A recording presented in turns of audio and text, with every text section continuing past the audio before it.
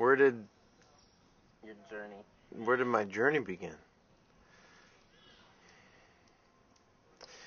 I think probably back in second grade. I, up to a certain point, I think that you're pretty much rewarded just for being yourself as a kid. You're like, oh, he's so cute, or you say whatever you feel, you do whatever you feel as a kid, and you're pretty much accepted for that.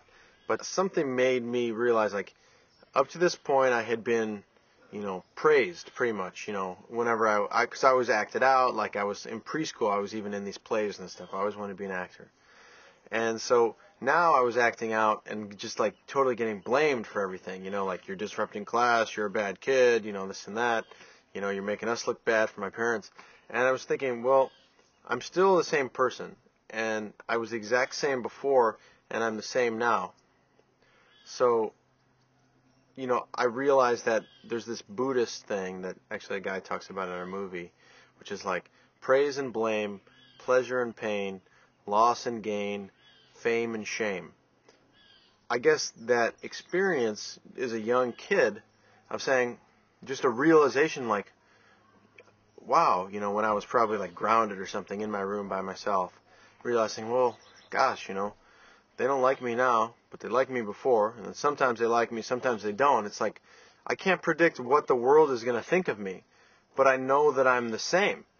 So I had a really deep, I guess, spiritual epiphany, like the age of 7 years old, where I said, you know what, I'm just me, and I can't change that, and I'll try to get along with everybody and try to be agreeable, but I realized there that there's no pleasing everybody all the time, and that the most important thing I could be was myself. I think that was the beginning. I actually got a camera when I was 12. They actually got me one for Christmas, and that was the biggest and best Christmas present I ever got, was my video camera.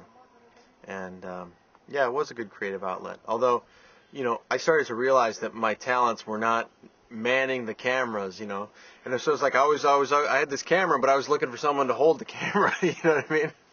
The older I've gotten, the more I've keep coming back to the best thing I can do for the whole world is to be myself, and be that self that I know I'm capable of being, most importantly. So I got the book, The Power of Now, by Eckhart Tolle, and I read it. And immediately, I just felt like this is the, not necessarily the truth, but it was like, I felt this is what I've been feeling all along when I read the book, and now I had a way to explain it. For some reason, I took these lessons, like these epiphanies, and tried to live them. Whereas I think a lot of people have those epiphanies, like, yeah, just be yourself, man, just be yourself. People are always saying that. It's always in the magazine. What should you do? Just be yourself, be the best person you can be or whatever. But no one tries it. They're like, oh yeah, be yourself. You hear it so many times, you don't try to live it.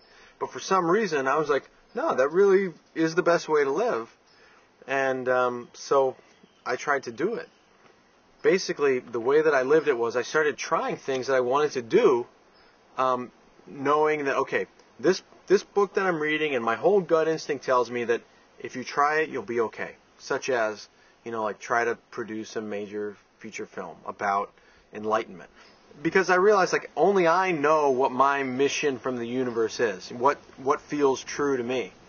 I just was like, no, this is what I'm going to do, and if it doesn't work out, I'll accept the consequences of that. If it does work out, great.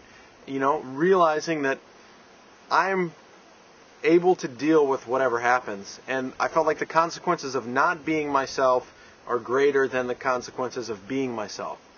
I think I started to realize that, your vision of who you are is also shared.